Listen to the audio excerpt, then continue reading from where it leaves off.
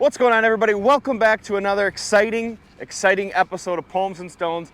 This week we are getting back to doing some farming. We got a tractor here in the back. We are going to be chopping some of the brush you see here behind me from pruning all winter long.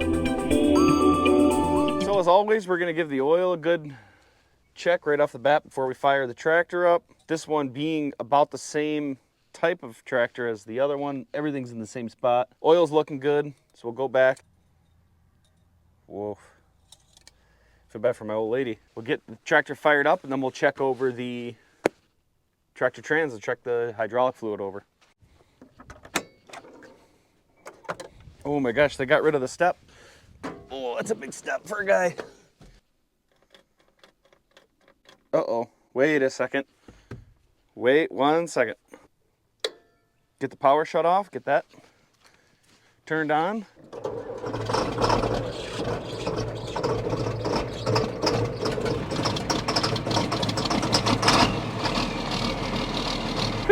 That was a smoky start. We're gonna grab check the tractor trans here. Make sure everything's good and kosher. You can see these trees are really bad, so we kind of really hit these trees hard with the pruning. We got quite a bit of brush lined up here in the orchard, so we're gonna be putting our brand new 4455 John Deere to the test with our new pull flail chopper that we got last fall. If you guys watched this video, this is where we originally got the chopper and we tried it out. Unfortunately, last year we did not have it in time to take care of all of the orchard brush. We used it at the end of the year to clean up breakage and fallen down trees from harvest. So we really didn't get a good run to try and find out how well the chopper is actually working. So some of you might be wondering, if last year we just got a new tractor, why would we need to already replace it, right? So what we had originally thought is that John Deere 4050 was gonna have enough horsepower in order to pull the chopper here behind. The chopper requires around 130 PTO horsepower, right? So the tractor had 130, but the PTO was not putting out as much. So what we had to do was upgrade the horsepower. So we went from the John Deere 4050 to our new 4455 here. So when we upgraded to the new 4455 here, we really upped the horsepower. The engine horsepower is at 156, which puts us at about 144 back here at the chopper. So this thing is probably a little overqualified for it, but all the same, it is a night and day difference between running those two. So those of you who don't know how this process works, we drive over the brush with the tractor. Cherry wood is actually very soft, so we don't really have any issues with popping the tires. So we just drive completely over it, like you see the row here. The brush rolls under the tractor and goes under the brush chopper, chops it up. Very simple process here. In order to protect the tractor from the brush, we add this on. It's called a skid plate. And the skid plate keeps the tractor safe. Getting branches stuck underneath it. It bolts around here and will bolt up on the side of the tractor. This is actually from the 4050 that we were chopping brush with last year. Very similar size frame, so we just bolted it onto this tractor and away we go.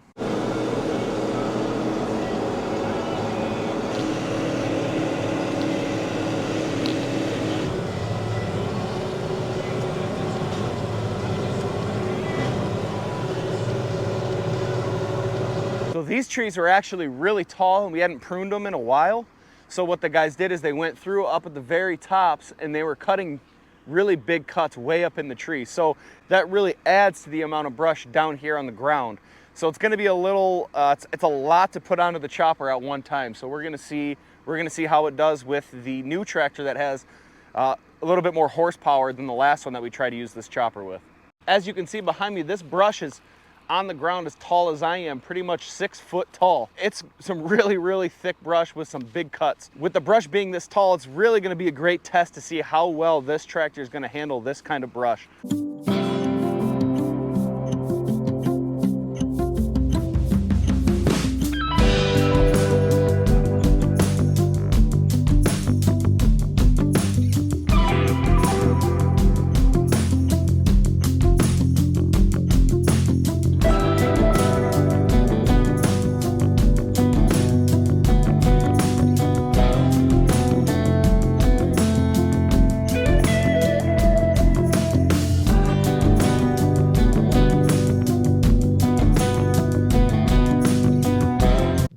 large amount of brush that this orchard has in it, we have to do the chopping a little bit differently than we normally would.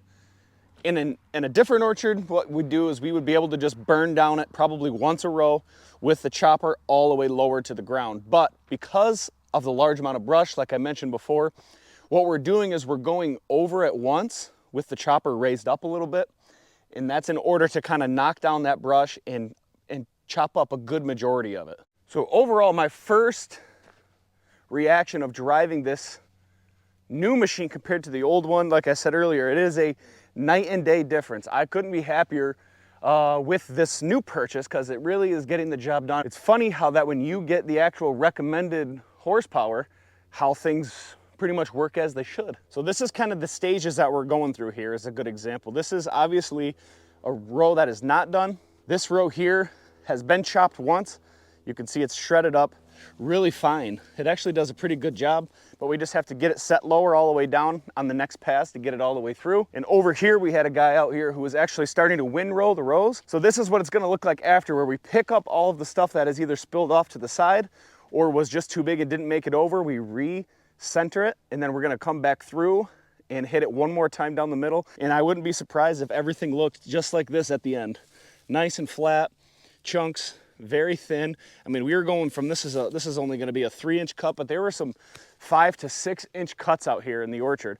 I'm also wondering if you guys have any down brush. What do you guys use to clean up your brush in your orchard? Leave a comment down below so you can explain to me what you guys do. So at the end of the day, as always, we like to check everything over. What we're gonna do next, we're gonna crawl underneath and we are going to check all of the hammers. That's actually what swings around and what shreds the brush. So we'll get a look under there. So this is what it looks like underneath. These are the hammers. They have a hardened tip on them and they swing around. These tines here are designed to kind of touch the ground flat, and they hold in the bigger brush until it's small enough that it fits out through the gap in between them all. So we just kind of go through and check all the way around, 360 degrees. They're evenly spaced, separately a little bit, and we check to make sure they're all there, which it looks like they all are. So another big thing to check here on our chopper is we're gonna open these up here, and there's big belts, and that's actually what spins the drum on the inside. So we're gonna open that up on each side. There's 2 of them, and we're gonna check them to make sure that they're still tight. That's what we wanna make sure is they're not tight and not slipping or shredding or breaking. So you can obviously see here, this is the belt system, and it is still tight. I'm just kind of checking everything over. This is definitely something that we grease. The drum right here, which these 3 zerts you can get to from the top, they need to be greased every single day. So that's a big point that we need to grease, are both sides of this. And then kind of everything else here is on a different hour grease schedule than the main part here. Looking good as well. So that's great news, great news. She lives to chop another day. This is the 2nd day that we have gotten in the tractor and started to really hit and hammer away at the brush job. Thank you for watching. YouTube wants you guys to watch this video next. Don't forget to like and subscribe to help support the channel, and we will see you guys in the next video. Thanks for watching.